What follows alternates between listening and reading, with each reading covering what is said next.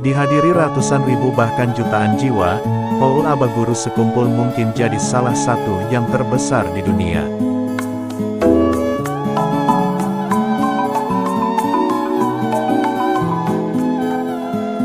Di edisi terakhir, Haul ke-19 pada 2023 lalu, setidaknya jemaah yang hadir berkisar 3,3 juta jiwa.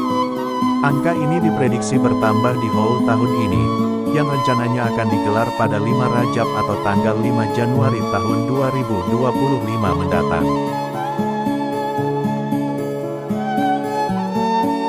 Fenomena ini pun menimbulkan pertanyaan mencolok. Apa yang membuat sosok satu ini begitu istimewa, hingga bisa menggerakkan langkah jutaan orang tumpah ruah untuk bisa hadir? Berikut sekilas hikayat tentang Abah Guru Sekumpul atau Kiai Haji Muhammad Zaini bin Abdul Ghani. Semoga bermanfaat. Abah Guru Sekumpul dilahirkan pada malam Rabu, 27 Muharram 1361 Hijriah atau tanggal 11 Februari tahun 1942 Masehi di Desa Tunggul Irang Seberang di Martapura. Abah Guru Sekumpul lahir bernama Kusyairi, namun karena sering sakit, namanya diganti menjadi Muhammad Zaini. Sewaktu kecil ia tinggal di kampung keraton, ayahnya Abdul Ghani dan ibunya Masliah adalah keluarga biasa secara ekonomi. Ayahnya yang bekerja sebagai pemotong berlian tidak cukup untuk memenuhi kebutuhan keuangan keluarga. Meski hidupnya sederhana, Zaini mudah mendapat pendidikan yang baik dari ayah dan neneknya yang bernama Salabiah. Di lingkungan keluarga, ia mengenyam pendidikan yang ketat dan disiplin serta berada di bawah pengawasan pamannya Syekh Saman Mulia.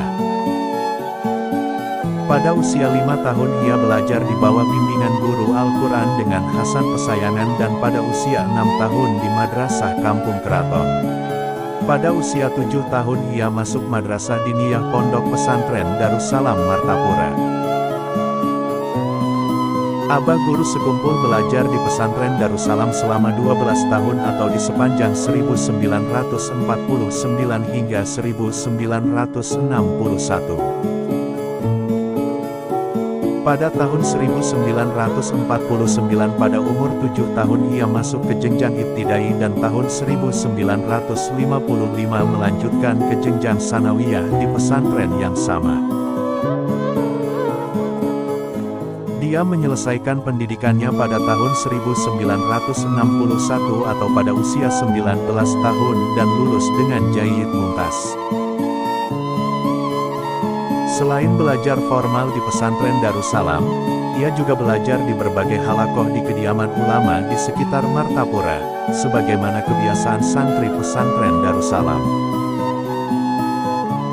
Tidak hanya itu, beliau juga belajar kepada beberapa guru di luar wilayah Martapura, di antaranya beliau belajar kepada Kiai Muhammad Ain di Kampung Pandai Kandangan dan Kiai Muhammad di Gadung Rantau.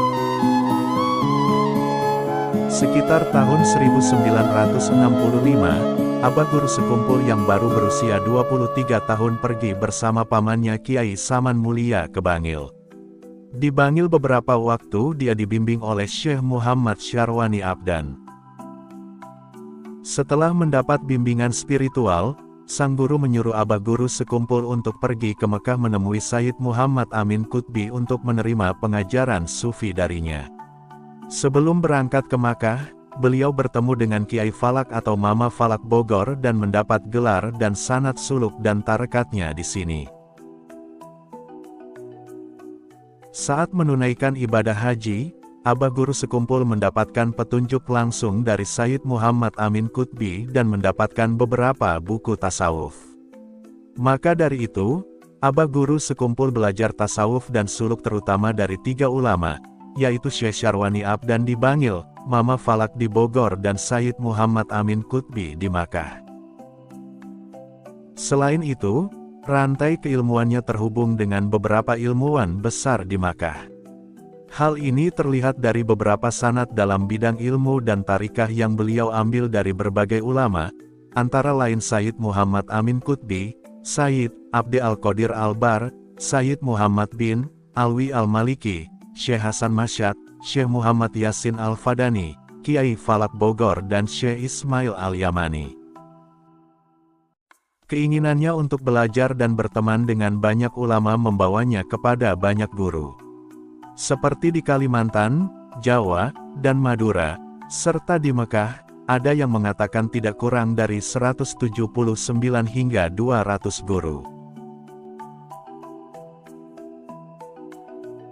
Setelah melanglang buana belajar agama dan pendidikan lainnya, Abah Guru Sekumpul mendapat mandat untuk mengajar di Pondok Pesantren Darussalam Martapura. Atas rekomendasi dari Kiai Haji Abdul Qodir Hasan, Kiai Haji Syarani Arif, dan Kiai Haji Salim Ma'ruf, ia menjadi pengajar di pondok pesantren tersebut.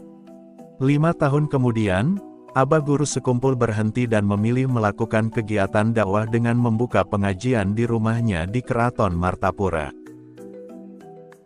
Pengajian ini diadakan hanya untuk menunjang pelajaran para santri di pondok pesantren Darussalam Martapura, dengan diisi pengulangan kitab-kitab ilmu alat, seperti nahwu dan saraf. Namun, pada perkembangannya, jemaah yang menghadiri pengajiannya cukup beragam, bukan hanya dari kalangan santri, tetapi juga masyarakat umum.